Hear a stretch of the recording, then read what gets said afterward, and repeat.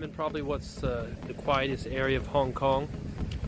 I would love to live here if I could. The place is called Shataukok. It's just absolutely gorgeous. Take a look. The scenery. The streets are all super quiet. Nobody's here. Especially if they're Chinese, because they're afraid of the sun. They always run away from the sun. Right? Yeah, I love it here. It's great. I wish I could live here, but no, I've only got a day pass. So most people can't get here. It's only for workers and for residents. Normal tourists can't go into this area, but I think it's absolutely stunning. You know, there's these properties, newer properties over there. You know, and it's just gorgeous waterfront. I wouldn't swim in the water though, because there's a lot of fish farms, and the locals, they wouldn't go into the water either because of, you know, everything all the chemicals and feed and bacteria that comes from having a fish farm, and there's a lot of them. And just up the coastline is a container port, mainland China Yantian port, which gets a lot of traffic. So yeah, it's an interesting place. I like it. I've been here a number of times, and I like it because you can always take a load off. It's much more peaceful than the rest of Hong Kong. Yeah, I just like walking around. So yeah, anyways, I wanted to start talking about what are some of the things that I've done to become a bit healthier. And the previous video that I made, I was talking about getting a good night's rest, and also you can adjust your feeding schedule. Feeding schedule is also really important, you know. If you should do it within a 9-hour window. So there's a lot of literature. A lot of people call it intermittent fasting, but that's the wrong term. It's a feeding schedule, because when you're talking about fasting, you're talking about when you're not eating. But I think that's the wrong kind of way to think about it. And it seems too long, right? Because people are self-interested. So the way that it's communicated, I think, is incorrect. It shouldn't be called a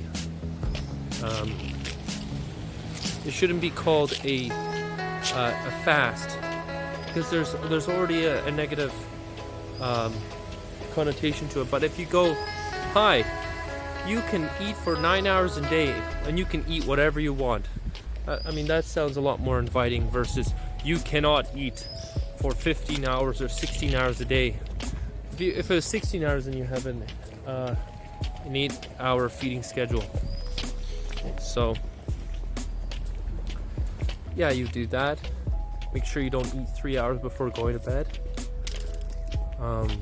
Get a good night's rest. Make sure there's no light in your room. I wear tinted glasses, amber colored glasses, a few hours before going to bed. I notice that when I do put them on, I almost go to sleep right away. Yeah,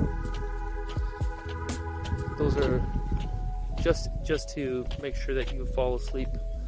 You don't want to eat 3 hours before going to bed, because you might get your blood sugar up, and you're not trying to have high blood sugar when you're going to bed. Now I forget the science and the biology of it. But it makes a lot of sense. I mean, that's old folk wisdom anyways. Don't eat before going to bed. So here's a little temple they have here. Nothing much to see here. Go pray.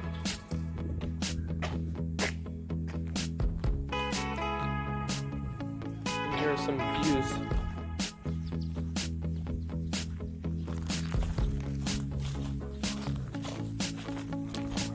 Some really nice views of the area.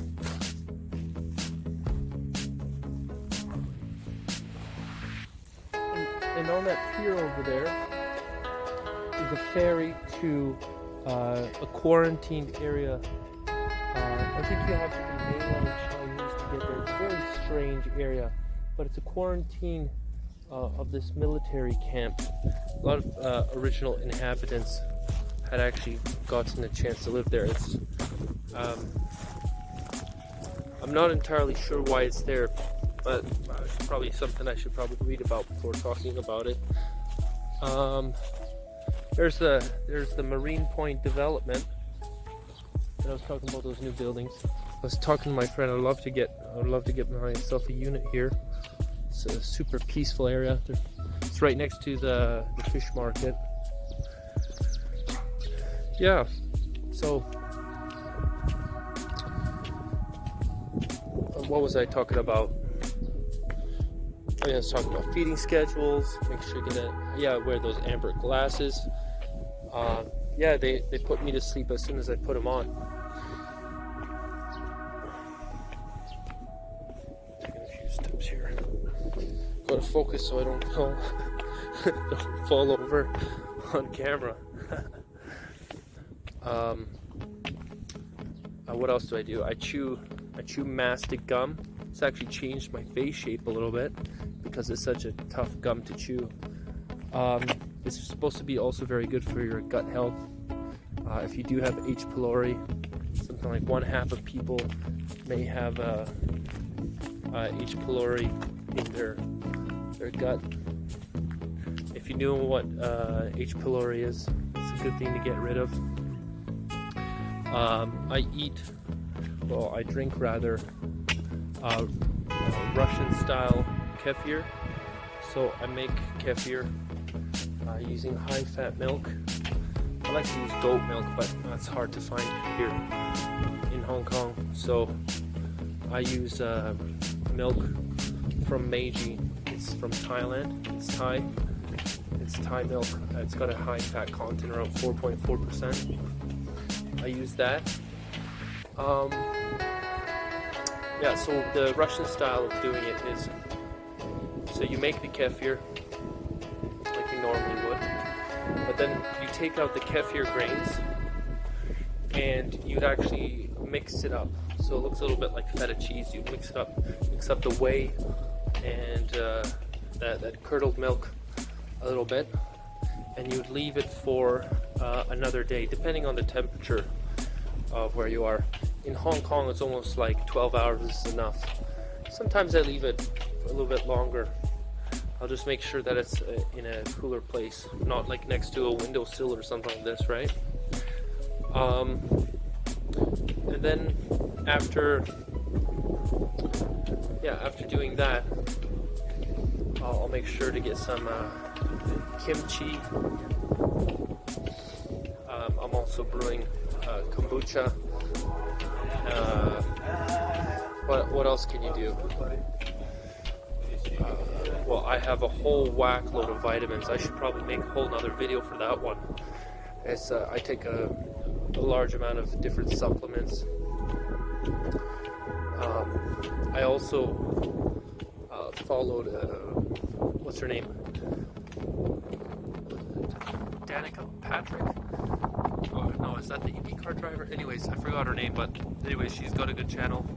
She talks about everything. That's one of the reasons I try to get to the sauna every day. It's good for your heart health.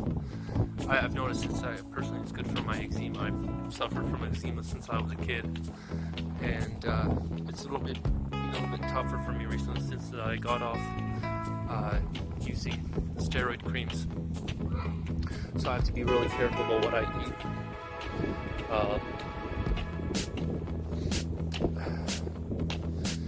Yeah, so I eat salmon roe every single day. I'll wrap it up in a seaweed. That's supposed to be good for growth of your hippocampus.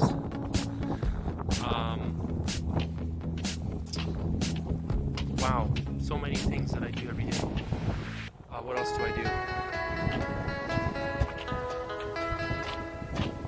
So anyways, that's the dock there.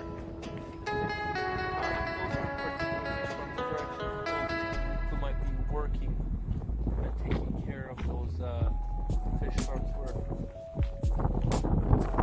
here, this line here, this is the border. Okay, that's mainland China. You can see the Yantian port over there. It's interesting, and over there at the end of the pier is the where the ferry is for getting to that small military base for mainland Chinese. Yeah. I like the color of the. Let me see if I can get it in the shot. But there's these nice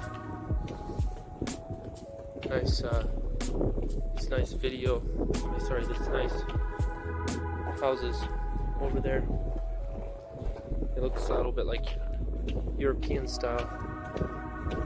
Anyways, yeah, most peaceful place you're ever gonna go to in Hong Kong. Yeah, besides that, yeah, try to make sure that I get a good workout. There's one day that I don't usually take a workout, so I go to a sauna with my friend every Tuesday. But besides that, I try to do my own sauna sessions. Yeah, so yeah, I try to work out every day. If not work out by going to the gym, then I go to swim.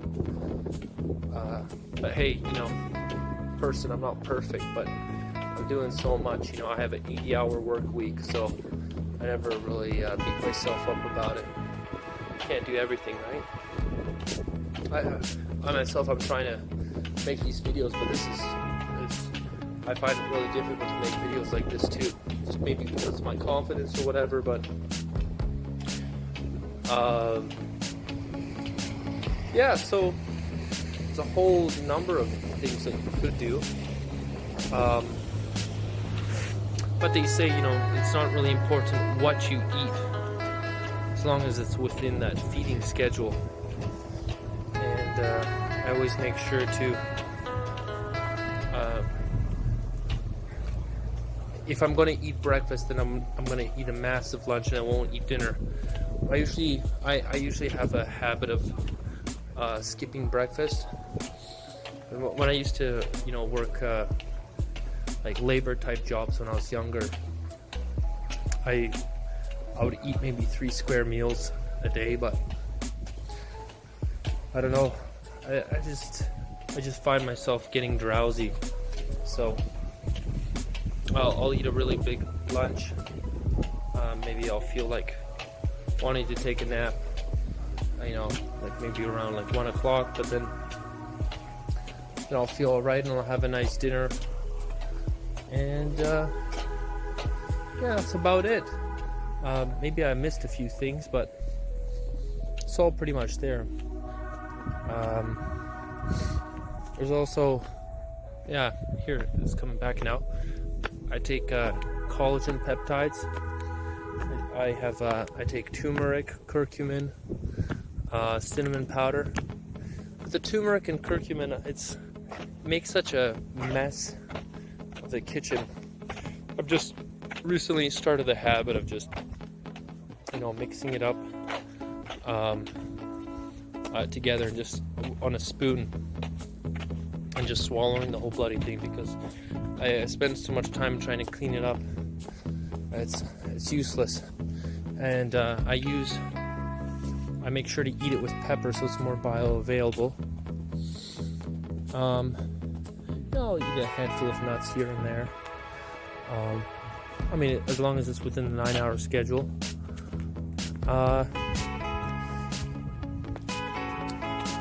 And with that, what else am I missing? There must be something. Collagen peptides. Yeah. Sometimes I'll blend it into like a nut milk. I got this soybean machine, but instead of soybeans, I use nuts, and it turns into kind of like a hot milk. So you'll take something like almonds, and it'll turn it into a milk. It's what else? That's about it. Yeah, that's all that comes to mind. Anyways, if you enjoyed Shataukok, look, I'm walking in the middle of a street here. No cars coming. I bet you I can walk for the next 5 minutes. In the middle of a street. Yeah, it's really peaceful here. It's really quiet. You know, people who live here, you know, they don't find it particularly interesting. But anyways, this is a really great place to live if you are a local. You know, you really you can enjoy peace and quiet. Oh, there's one car. You can enjoy peace and quiet, unlike most places in Hong Kong. There's not much work here, but you have freedom to work in the city, and there's plenty of parking, so you don't have to worry about it both directions. You can just pay for parking the one direction. So, and most people have public housing here anyways. So there's also the local wet market. Lots of stalls and stands. Those are things to buy, like most wet markets in Hong Kong. It looks about the same. Fish is relatively maybe it's a little bit even more expensive than the ones in the city, probably just because of the volume. Even though we go to the fish markets here, you see those apartments in the sky there. Where's it? There. That's mainland China. So, Shataukok.